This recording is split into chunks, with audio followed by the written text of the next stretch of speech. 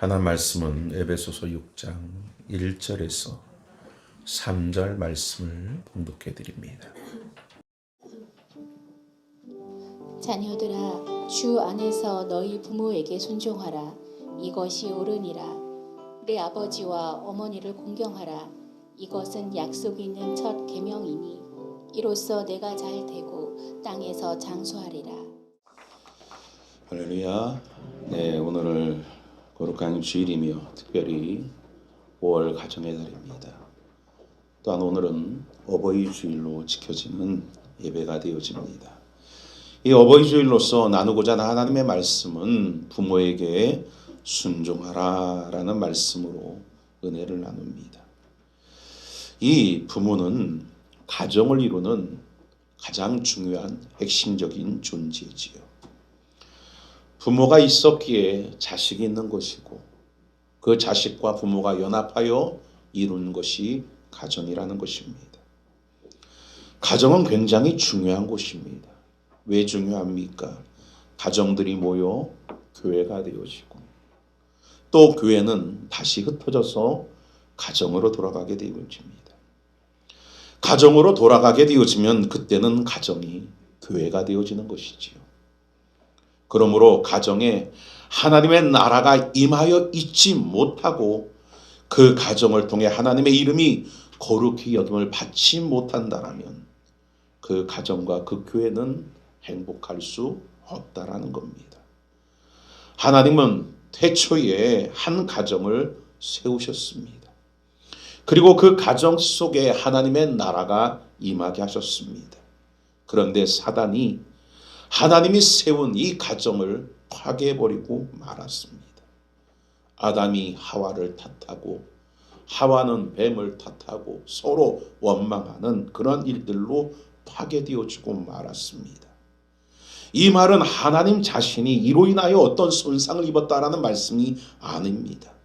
하나님의 창조되어진 하나님의 백성이 손상을 입고 하나님으로 인하여 즐거워하고 기뻐하고 사랑하고 연합하고 화합되었던 자들이 서로 이제는 배신하고 등지고 미워하고 싸우고 죽이고 마귀를 섬기는 자들이 되어지고 말았다라는 겁니다.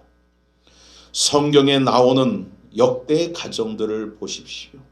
놀랍게도 대부분의 가정들이 많은 문제를 안고 있었음을 성경은 기록하고 있습니다. 사단의 공격의 목표가 되어져서 무너졌음을 볼 수가 있습니다. 최초의 가정이 그러하였듯이 노아의 가정도 마찬가지였습니다. 홍수의 심판 속에 한 가족도 낙오됨이 없이 하나님의 은혜 가운데 방주로 다 구원을 얻었던 가정입니다. 이렇게 노아의 8 식구가 하나도 서로 의견이 다르지 아니하고 하나가 되어 구원을 얻었던 가정. 그런데 홍수가 끝이 나고 땅이 마르고 난 뒤에 그들의 가정에 문제가 생기게 되어집니다. 다른 것이 아니라 이 노아가 포도 농사를 짓고 난 후에 포도주를 만들고 그것을 먹고 취하여서 그만 자기의 자식을 저주하게끔 되어지는 문제가 발생되고 맙니다. 우리가 잘 아는 믿음의 조상 아브라함의 가정도 마찬가지입니다. 사라와 하갈의 여러분 불화, 그 사이에서 괴로움을 당하는 아브라함과 그로 인하여 이스마엘과 이삭의 다툼, 끝내는 그 하갈과 이스마엘을 쫓아내버려야 하는 안타까운 그런 상처들이 이 가정 속에 여러분 일어나게끔 되어집니다. 다윗의 가정은 어떻습니까? 여러분 참 안타깝게도 이 압살롬이 자기 아버지를 죽이려고 반란을 꾀하게 되어지고 결국 다윗은 벗은 채로 그 아들 때문에 집을 쫓겨 도망가는 신세가 되어지고 맙니다. 엘리 선지자에게는 홈니와 비느하스라는 2 아들이 있음을 우리가 잘 압니다. 그러나 그들은 불의한 자식들이 되어졌어. 결국 하나님을 거스리다가 저주받아 죽은 자식이 되어지고 말더라는 겁니다. 사무엘의 아들들도 사무엘을 본받지 아니하고 뇌물을 받고 판결을 굽게 함으로 인하여 백성들의 원성과 원망을 사고 결국 하나님이 왕이 되지 못하게 하는 일들을 저지르고 맙니다. 이것이 성경 속에 나타난 많은 가정들의 무너진 모습들이라 할 수 있습니다. 오늘 이 자리에 있는 우리의 가정은 과연 어떻습니까? 여러분의 가정이 사단의 공격을 받아 무너지고 있습니까? 부부가 무너지고 자녀가 무너지고 가족이 무너지고 있습니까? 아니면 그것을 이겨내고 그리스도 안에서 화합과 연합을 이루고 용서를 이루는 그러한 교회가 되어지는, 가정교회를 이루는 그 모습으로 세워져 가고 있습니까? 성경은 말합니다. 마지막 때에 우는 사자같이 삼킬 자를 사단이 두루 찾아다닌다라고 했습니다. 사단은 가정들을 깨놓습니다. 부부의 관계를 깨트려 버립니다. 부모와 자녀의 관계를 등지게 만듭니다. 수많은 가정들이 이 사단에게 넘어가 고통하고 신음하고 아파하고 괴로워하고 있음을 우리는 알 수 있다는 것입니다. 더더욱 안타까운 사단의 공격 속에 이런 가정의 불화와 아픔들이 신앙과는 상관없는 것처럼 연계시켜버립니다. 교회와는 아무런 관련 없는 것처럼 연계시킨 것이라는 겁니다. 분리시킨다라는 겁니다. 그렇지 않습니다. 에베소서를 통해서도 알 수 있다시피 부부의 관계를 통해서 바로 여러분 사랑을 가르쳐주고 계십니다. 예수 그리스도가 신부인 교회를 사랑하는 것 같은 그 사랑이 무엇인가를 깨닫게 하는 것이 바로 여러분 부부의 관계요 가정의 모습인데도 불구하고 악한 사단은 그 모든 관계가 성경적으로 그리스도와의 관계적으로 아무런 관계가 없는 것처럼 분리시켜버릴 때가 너무나 많다라는 겁니다. 부부와의 관계, 부모와의 관계, 자식 간의 관계, 이 가정의 행복을 결정짓는 것이고 결국 삶의 질을 결정짓게 되어진다는 것입니다. 어느 건 하나 가족이라는 구성원 속에 등한시 여길 것이 없다라는 겁니다. 가정주의를 통해 어버이주의를 통해 오늘 이 한 우리 주소만교회의 가정들이 하나님 안에서 모일 때 교회가 되어지고 흩어질 때 가정교회가 되어져서 그곳에 위로가 있고 치유가 있고 회복이 있고 사랑이 있고 용서가 있는 그러한 하나님의 축복의 장소로 세워나갈 수 있는 은혜가 주 안에 가운데 임하여지기를 주의 이름으로 축원을 드립니다. 오늘은 어버이 주일로서 어버이에 대한 말씀입니다.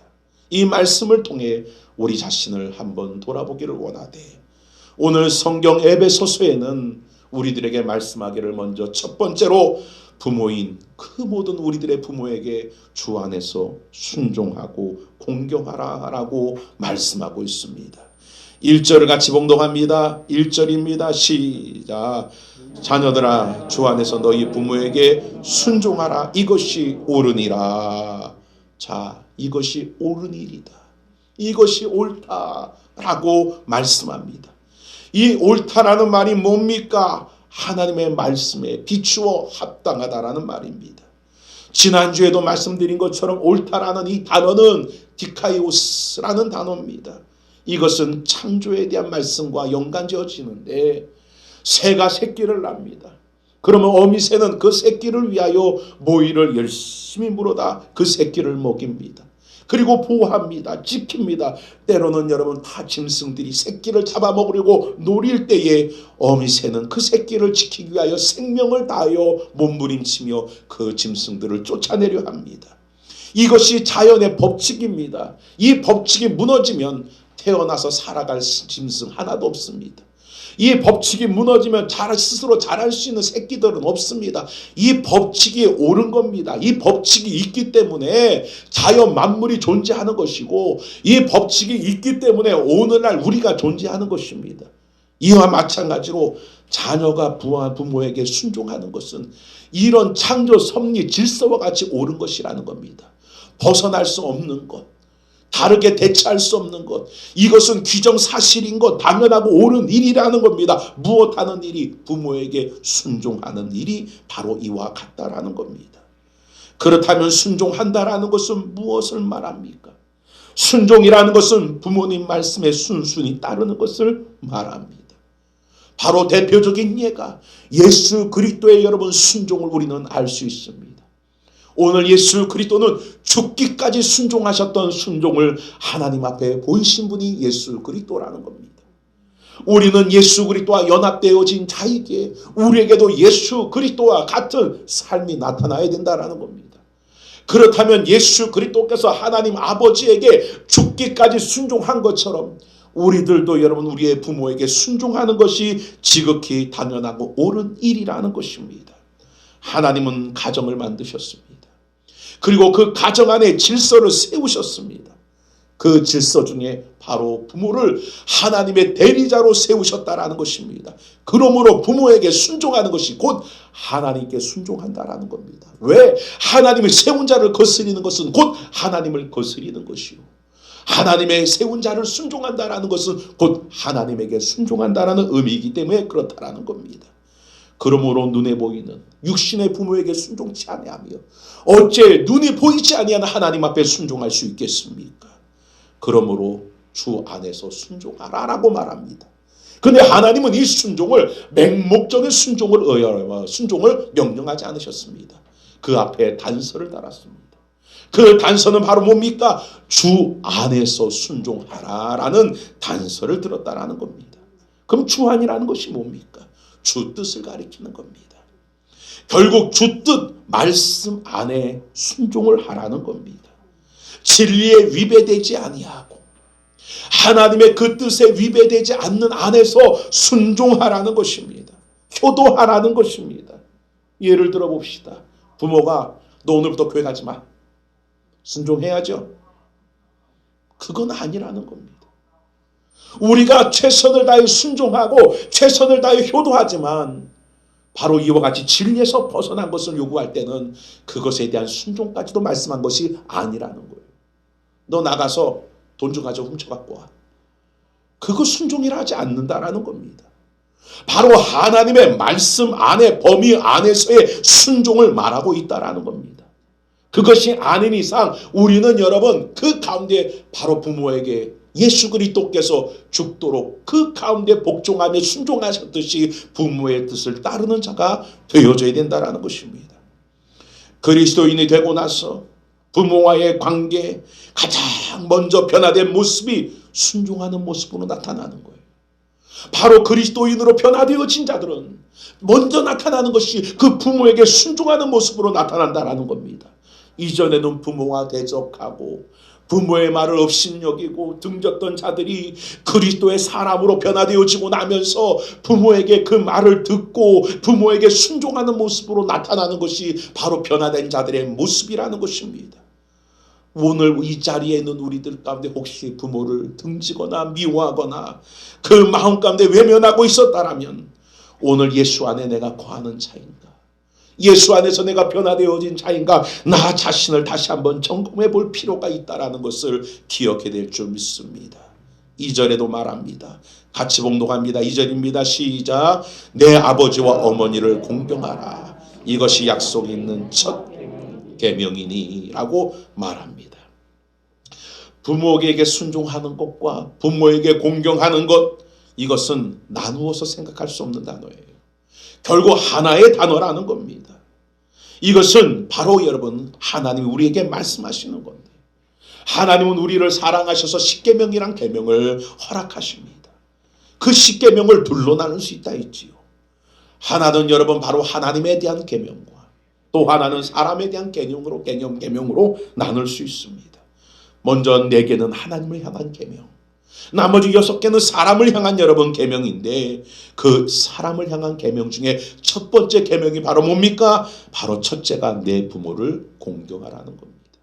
그것을 지금 에베소서는 말하는 거예요. 내 아버지와 어머니를 공경하라. 이것이 약속이 있는 무엇이다? 첫 계명이다라고 말하는 겁니다.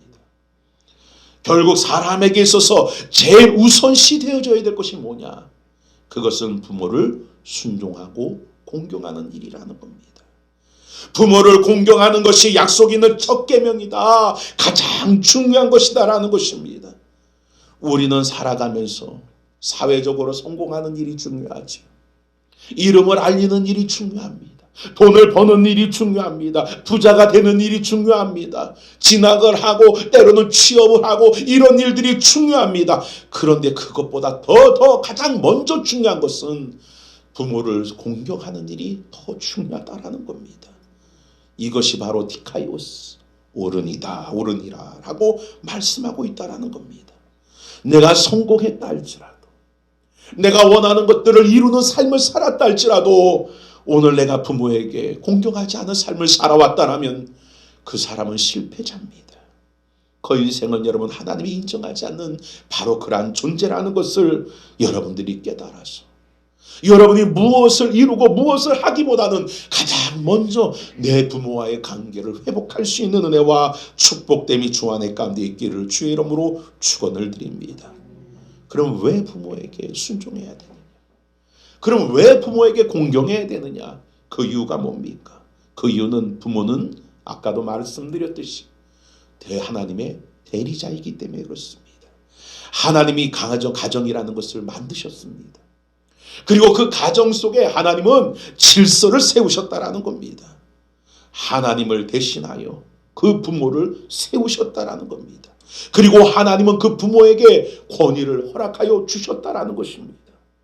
그 권위는 부모가 가지고 있는 인격이나 부모가 가지고 있는 성품이나 때로는 수준 때문에 주어진 것이 아니라 그냥 부모로서 하나님의 권위를 주셨다라는 것입니다. 그래서 내 부모가 육신적으로 볼 때, 행위적으로 볼 때, 윤리적으로 볼 때 옳아서가 부모고 옳지 않아서는 부모가 아니라는 것이 아니라는 거예요. 하나님은 내게 부모를 권위자로 세워 대리자로 세워 주실 때에 그의 윤리적이요 도덕적이요 성품적이요 모든 배경적인 것을 따져서 부모를 주신 게 아니라는 거예요. 그냥 하나님의 대리자로 부모로 주셨기 때문에 때로 부모인 우리의 부모가 윤리적으로 도덕적으로 성품적으로 모자르고 부족할 수 있어요. 그러나 우리가 하나님 안에서 그 부모가 부모 되어진 것을 부정할 수 없는 것은 그를 하나님의 대리자로 세웠기 때문이라는 겁니다. 할렐루야. 근데 오늘 마귀가 이 세상 가운데 그 가정의 관계를 깨뜨린 이유가 뭡니까? 그 부모의 그 모든 여러분 대리기를 하나님의 대리자로 주셨음에도 불구하고 그것을 보는 것이 아니라 부모의 인격을 보고 성품을 보고 부모의 여러분 그런 윤리적인 모습을 보고 행동을 보고 그렇게 부모를 평가하는 세상이 되어버렸어요. 그러면서 아버지를 인정하려 하지 않습니다. 어머니를 인정하려 하지 않습니다. 이게 바로 악한 사단으로 인하여 무너지는 현실이라는 것입니다. 구약 성경 창세기 9장에 보면 우리가 잘 아는 노아 홍수 후에 술에 취한 여러분 노아의 모습이 등장하게 되어집니다. 술에 취한 노아는 그만 안타깝게도 하체를 벗은 채로 술에 취하여 잠이 들고 맙니다. 그 모습을 누가 봅니까? 먼저 함이 보게 되어집니다. 그것을 본 함이 그 아버지의 수치를 드러내고 비웃고 그 아버지의 그 행위로 인하여 그 아버지를 여러분 비난하듯 형제들에게 이야기하게 되어집니다. 그 말을 들은 두 아들 셈과 야벳은 그 말을 듣자마자 즉시 아버지가 잠들어 있는 곳으로 들어갑니다. 그런데 놀랍게도 들어갈 때에 그냥 들어가서 아버지의 하체를 가려준 것이 아니라 옷을 가지고 뒷걸음쳐 들어가서 그 아버지의 부끄러움을 가려주더라고 덮어주더라는 겁니다. 결국 무엇입니까? 아버지의 수치를 보지 않으려고 했던 겁니다. 아버지의 허물을 보지 않으려고 했던 겁니다. 그래서 그것을 보지 않으려고 뒷걸음쳐 들어가서 그 하체를 가려주는 모습을 보였다라는 겁니다. 부모도 사람이기 때문에 실수할 수 있습니다. 부모도 사람이기 때문에 자식을 섭섭하게 할 때도 많습니다. 그러나 그것 때문에 부모에게 순종하거나 공경하는 태도를 망각해서는 안 된다라는 것을 성경은 가르치고 있다라는 겁니다. 잠언서 23장 22절에 말합니다. 너 낳은 아비에게 청종하고 너 늙은 어미를 경히 여기지 말라라고 말합니다. 경히 여기지 말라라는 말은 뭐예요? 업신여기다, 가볍게 여기다라는 말입니다. 부모를 업신여기고 부모를 가볍게 여긴다라는 거예요. 오늘날 이 사회적인 여러분 풍토를 보세요. 늙어가는 부모, 노쇠가는 부모를 얼마나 멸시하고 얼마나 여러분 천대합니까? 나를 길러주신 부모 어떻게 나를 길렀어요? 정말 그들의 여러분 사랑 속에 태어나고 그들의 희생 속에 여러분 자라났습니다. 그 사랑과 희생이 없었다라면 나는 오늘 존재할 수 없는 존재였다라는 겁니다. 그렇게 나를 위하여 희생하다가 그들은 늙어졌고 그들은 나를 위하여 이렇게 헌신하다가 그렇게 병들어 갔다라는 겁니다. 그런데 이제는 그들이 나이가 먹고 늙어졌다라는 이유로 함부로 대하고 함부로 말할 때가 얼마나 많습니까? 또 그 말을 잔소리처럼 때로는 그 말을 여러분 틀린 말처럼 가벼이 여길 때가 얼마나 많습니까? 오늘 하나님 안에서 그들의 희생을 알고 그들의 헌신을 알고 그들이 어떻게 나를 길렀는가를 안다라면 오늘 우리들은 그 부모에게 순종할 뿐만 아니라 그의 소리에 귀를 기울이는 자가 되어져야 된다라는 겁니다. 출애굽기 21장 15절에 보면 자기 어미나 아비를 치는 자는 반드시 죽일지니라 라고 말씀합니다. 무슨 말입니까? 자기 부모에게 손찌검하는 자식들은 이유를 불문하고 아비가 잘못했던 어미가 잘못했던 그거 따지지 말고 부모에게 손찌검하는 자는 그냥 이유 불문 죽여버려라 라고 성경은 말하는 겁니다. 오늘날도 여러분 보세요. 때로는 부모를 폭행하는 자식들이 나타나기 시작했어요. 부모를 폭행뿐만 아니라 부모를 살해하는 자식들도 나타나기 시작했다라는 겁니다. 이게 어찌 여러분 사람에게 나타날 모습이겠습니까? 그 이유는 바로 부모인 우리들에게도 잘못이 있다라는 겁니다. 왜요? 우리들이 우리의 부모를 그렇게 대했기 때문에. 그 자식들이 보고 배운 게 그것밖에 없다라는 거예요. 예전에 여러분 말이 있지요. 무슨 말이 있습니까? 효자 집안에 효자가 나는 거예요. 불효자의 집안에 불효자가 나는 겁니다. 그것은 왜요? 보고 배운 것이라는 거예요.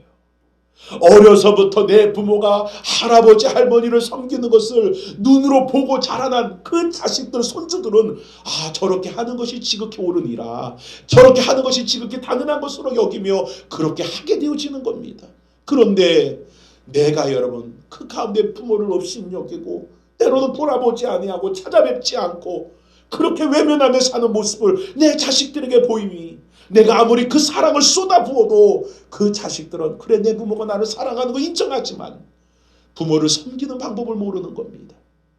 부모에게 효를 다하는 모습을 모른다라는 겁니다. 오늘 이 한 자리에 있는 우리들은 먼저 우리들의 후손들과 우리들의 자녀들에게 부모 섬김의 모습을 보여야 합니다. 하나님을 섬기듯이 내 부모를 섬기는 모습을 보일 때에 그 자녀들이 결국 하나님을 섬기는 법 배우는 것처럼 더 나아가서 바로 부모 섬기는 법을 깨닫고 그들도 순종하는 자녀가 되어줄 줄 믿습니다. 출애굽기 21장 17절에 그 아비나 어미를 저주하는 자는 반드시 죽일지니라. 잠언서 19장 26절에 아비를 구박하고 어미를 쫓아내는 자는 부끄러움을 끼치며 능욕을 부르는 자식이니라 라고 말합니다. 잠언서 30장 17절에 아비를 조롱하며 어미 순종하기를 싫어하는 자는 골짜기 까마귀에게 쪼이고 독수리 새끼에게 먹이리라 라고 말씀합니다. 하나님은 부모에게 순종하는 일을 굉장히 중요한 일로 여러분 그렇게 말씀합니다. 그리고 그것을 행하지 아니할 때에 너무나 끔찍한 저주와 형벌을 처하게끔 만들도록 하나님은 명령하고 계시다라는 겁니다. 왜냐? 하나님의 대리자이기 때문에 그렇습니다. 부모를 통해 하나님을 깨닫고 부모를 통해 하나님의 은혜를 깨닫는 거예요. 부모의 아낌없는 희생, 부모의 아낌없는 사랑, 부모의 여러분 그 모든 수고를 통해서 우리가 태어나고 자라고 살아오게 되었듯이 그 부모 가운데 여러분 그 모습이 하나님의 모습이 되어져서 우리를 위하여 그 끔찍히 우리를 사랑하시사 모든 것을 아끼지 아니하시되 독생자까지라도 아끼지 아니하시고 우리를 위하여 내어주신 그 하나님의 사랑을 부모를 통해서도 보게 되어지고 알게 되어지는 것이라는 거예요. 그래서 하나님은 이 부모를 굉장히 중요시 여기고 있다라는 것입니다. 부모의 권위, 부모의 자격, 부모의 자질 그것이 여러분 인격적인 것 때문에 성품적인 것 때문에 주어지는 것은 결단코 아니라는 겁니다. 흠없는 부모가 어디 있습니까? 저도 부모지만 너무 많은 흠을 가지고 있어요. 또 저에게도 부모님이 계시지만 많은 흠들이 있습니다. 그러나 그 흠을 보려 하는 것이 아닙니다. 오히려 나를 위하여 베풀어 주신 것들을 생각하고 그것을 보는 것입니다. 하나님께서 부모를 가정의 대리자로 세우시고 부모의 권위를 주셨음을 오늘 변화된 그리스도인들은 잊어서는 안 된다라는 것입니다. 또한 여러분, 바로 부모에게 순종하고 공경하는 것은 인간적인 도리이기 때문에 그렇습니다. 유대인의 탈무드에 보면 이런 이야기가 있습니다. 천사 가브리엘이 하나님의 명령을 따라 세상으로 내려오게 되어집니다. 그리고 세상에서 가장 아름다운 것을 가지고 와라, 3가지를 가지고 와라 라고 그에게 사명을 주십니다.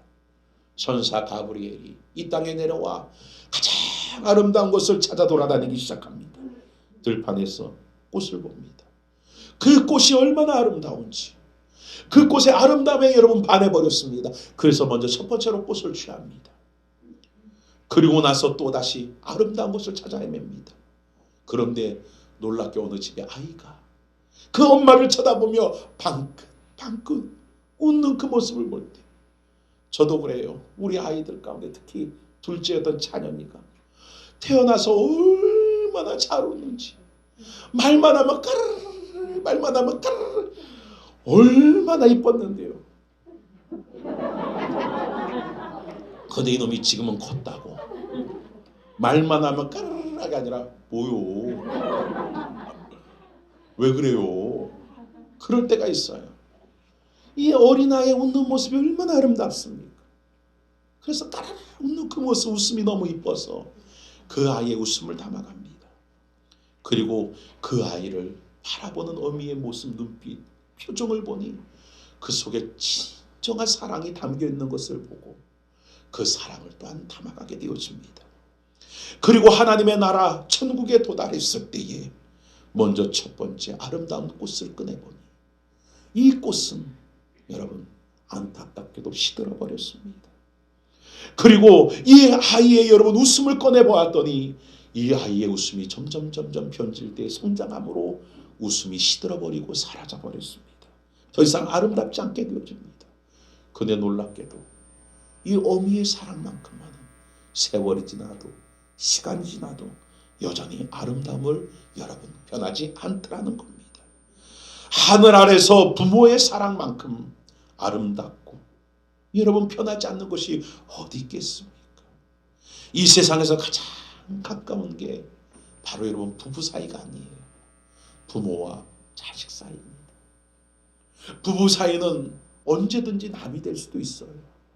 부부 사이는 언제든지 여러분 외면될 수도 있어요. 하지만 바로 부모와 자식 사이는 뛸래야 뛸 수 없는 가장 가까운 사이라는 것입니다. 그러게 이 세상에서 가장 사랑스럽고 가장 아름다운 이름이 뭐냐? 따라합시다. 아버지, 어머니. 바로 이것이 가장 아름답고 정다운 이름이라는 겁니다. 이처럼 여러분 아버지, 어머니라는 이름은 그렇게 아름답고 정겹고 사랑스러운 이름인데 오늘 여러분에게 아버지라고 부를 때에 사랑스럽게 느껴집니까? 하나님 아버지라고 부를 때에 오늘 여러분이 하나님과의 관계가 온전하다라면 그 아버지의 끈끈한 사랑, 은혜의 사랑, 그 놀라운 사랑, 깊은 사랑, 그것이 느껴질 것입니다. 육신적인 여러분 그 가운데 아버지의 관계를 올바로 여러분 살아왔던 그렇게 흠을 보지 아니하고 그 사랑을 여러분 깨닫고 산 자들에게는 아버지 하면은 그 아버지의 사랑과 그 아버지의 끈끈함이 느껴질 것입니다. 왜냐? 그들로부터 받은 은혜가 너무 큽니다. 그들로부터 받은 사랑이 너무 큽니다. 그들은 우리를 낳은 죄밖에 없습니다. 그래서 어떻게 보면 죄값 받는 것처럼 보여져요. 다솔이 너를 낳기 때문에 너희 부모님이 죄값을 받는 것처럼 그렇게 여러분 느껴질 때가 많습니다. 그래서 자식된 입장으로 우리가 바라볼 때 부모가 너무 안쓰러운 것입니다. 왜 나 같은 것을 낳아서 그렇게 고생을 하실까? 나 같은 것 때문에 왜 저렇게 그렇게 희생을 하시고 평생을 대가 없이 그렇게 마음을 졸이며 사실까? 그 모습을 보면서 하나님을 깨닫고 우리 주님을 깨달을 수 있는 은혜와 능력이 여러분 가운데 임하여지기를 주의 이름으로 축원을 드립니다. 그렇다면 어떻게 부모에게 여러분 그 가운데 순종하며 공경을 하겠습니까? 가장 중요한 것은 우리의 육신의 부모를 하나님을 믿도록 우리가 여러분 전도해야 합니다. 좋은 대접을 하고 좋은 여행을 보내고 좋은 것을 입혀드리는 것도 중요하지만 가장 중요한 건 그분들이 하나님을 영접할 수 있도록 힘써야 하고 기도해야 되고 항상 그 사랑과 섬김으로 그들을 그리스도에게 인도해야 될 줄 믿습니다. 가장 좋은 자식은 여러분 물론 육신적으로 좋은 것들을 많이 해드린 자식이 좋은 자식일 수도 있지만 진정한 가장 좋은 자식은 그 부모를 천국 가도록 하나님의 나라에 이르도록 예수를 여러분 소개하며 만나게 하며 구주로 영접케 하는 일을 하는 자녀가 가장 좋은 자녀일 줄 믿습니다. 그리고 부모를 어떻게 공경해야 합니까? 부모의 존재를 인정해 드려야 합니다. 부모님들이 나이를 들어가고 나이를 먹어가면 희한하게 자식들의 눈치를 보게 되어집니다. 저도 그래요. 요즘 들어 자꾸 애들의 눈치를 살펴요. 이게 부모의 여러분 늙어가는 모습이죠. 더더욱 나이가 이제 60, 70이 들어가면 결국 기운도 힘도 다 빠져서 자식의 눈치를 보게 됩니다. 그래서 자녀들의 말 한마디가 이 부모에게는 그리 섭섭할 수밖에 없습니다. 서러움을 느낍니다. 부모의 여러분 그 마음은 바로 이 자식들의 눈치를 보기 때문에 말 한마디 표정 하나에 기쁨도 서러움도 같이 여러분 그렇게 느낄 수밖에 없다라는 겁니다. 자식이 귀찮듯 말을 할 때 자식들이 여러분 그 부모를 귀찮듯이 대할 때에 함부로 대하고 함부로 말할 때에 그 부모는 큰 아픔과 서러움을 느낄 수밖에 없다라는 겁니다. 그러므로 무엇을 해드리기보다도 가장 중요한 두 번째가 부모의 존재를 인정해 드리는 거예요. 그의 말에 귀 기울여 듣고 그 말을 여러분 그 가운데 수긍하며 그 말을 여러분 들은 대로 행할 수 있도록 할 때에 그 부모는 기뻐하는 것입니다. 또한 여러분 부모를 어떻게 순종해야 됩니까? 부모를 나의 자랑스러움으로 여겨야 되는 것입니다. 여러분은 여러분의 부모가 자랑스럽습니까? 여러분의 어머니가 자랑스럽고 여러분 그 아버지가 자랑스럽습니까? 그렇게 자랑스럽게 여겨야 된다는 거예요. 우리가 하나님을 자랑스럽게 여기듯이 하나님을 자랑하고 십자가를 자랑하고 예수를 자랑하듯이 할렐루야 우리의 육신의 부모도 자랑을 받을 합당한 모습들을 가지고 계신다는 거예요. 너무나 많은 우리를 위하여 평생을 그렇게 고생했기 때문에 그것만으로도 우리의 부모를 자랑할 만하다라는 거지요. 예전에 여러분 이야기들 있지 않습니까? 어느 여러분 어머니가 얼굴에 화상자국 흉터가 있어요. 그런데 그 아이가 도시락을 두고 가서 안타까워 그 어머니가 도시락을 들고 그 아이에게 여러분 학교를 찾아갑니다. 그리고 그 학교 가서 그 아이에게 도시락을 전해주고 왔는데 그 아이가 학교 난 뒤에 집에 돌아오고 난 뒤에 집안에 난리가 납니다. 왜 난리가 나느냐? 왜 왔냐는 거예요. 도시락을 누가 가져다 달라는 거예요. 그냥 놔두지 왜 도시락을 갖고 와서 나를 창피 주냐는 거예요. 그러면서 여러분 이 아이가 그 어머니에게 울며 소리를 지르며 그 어머니에게 이렇게 막대하기 시작합니다. 그러나 나중에 할머니를 통해 이 아이가 그 소리를 듣되 그 어머니의 흉터는 다른 것이 아니라 이 아이 갓난아이 때 여러분 집에 불이 났을 때 그 어미가 그 아이를 구하기 위하여 뛰어들어 입은 흉터가 되어지고 결국 그 흉터를 입은 어머니 화상을 입은 어머니의 은혜로 네가 살았다는 것을 알게 될 때 그 아이는 그 어머니의 화상 흉터가 더 이상 부끄럽지 않았다라는 그런 동화 이야기가 있습니다. 부모는 한 번도 자식을 부끄러워하지 않아요. 자식이 못났건 잘났건 자식이 장애를 입고 있건 안 입고 있건 부모는 자식에 대하여 부끄러워하지 않습니다. 그냥 자식이게 그냥 사랑하는 겁니다. 자식이기 때문에 희생하는 것입니다. 하나님의 마음을 부모에게 주셔서 예수님의 마음을 부모에게 주셔서 그냥 아낌없는 조건 없는 그런 사랑을 베풀도록 하나님 행하여 주셨다라는 겁니다. 예수 그리스도 또한 우리 하나님 또한 우리를 부끄러워하지 않습니다. 우리를 수치롭게 여기지 않습니다. 우리가 얼마나 여러분 예수를 믿고 변화됐다면서도 아직도 죄와 허물 가운데 여러분 갈등하며 넘어지기도 하며 살아갑니까? 그런 우리들을 주님은 부끄러워하지 않는다라는 겁니다. 그런 우리들을 수치스럽게 여기지 않는다라는 겁니다. 그럼에도 불구하고 우리들을 또 씻기십니다. 보혈로 또 깨끗게 하십니다. 보혈로 또 정결케 하십니다. 이게 바로 우리 주님의 모습이듯이 우리 부모의 모습도 마찬가지입니다. 남들은 자식을 다 욕해도 손가락질해도 죽일 놈이라 해도 부모는 그 자식을 또다시 품습니다. 그게 바로 하나님의 사랑의 모습이라는 겁니다. 그런데 자식들은 그렇지 않습니다. 자식들은 여러분 부모의 그 모습을 때로 부끄러워합니다. 수치스러워합니다. 이것이 여러분 그 가운데 여러분 오늘날 죄악의 모습이요, 사단의 여러분 그 가운데 넘어간 자들의 모습이라는 겁니다. 부모가 많이 배웠건 못 배웠건, 부모가 돈이 많건 적건, 부모가 여러분 성품이 여러분 온전하건 온전치 못하건, 오늘 그것들이 늙어서 여러분 초라하건 초라하지 않건, 우리는 부모를 자랑스럽게 여길 수 있는 그런 하나님의 자녀들이 되어지기를 주의 이름으로 축원을 드립니다. 그러므로 이제 여러분 5월 가정의 달을 통해서 혹시 여러분의 모습 속에 하나님을 섬긴다면서 내 부모를 섬기지 않았거나, 하나님을 공경한다면서 내 부모를 공경하지 않는 여러분 그러한 모습으로 여러분이 살아가고 있지는 않는가? 우리 자신을 돌아봐서 내 먼저 주신 그 부모 하나님의 대리자를 우리가 잘 섬기면서 하나님을 섬기는 자들이 되어지는 그런 하나님 안에서 여러분 합당한 자녀들, 옳은 자녀들이 되어지기를 주의 이름으로 축원을 드립니다. 기도합니다.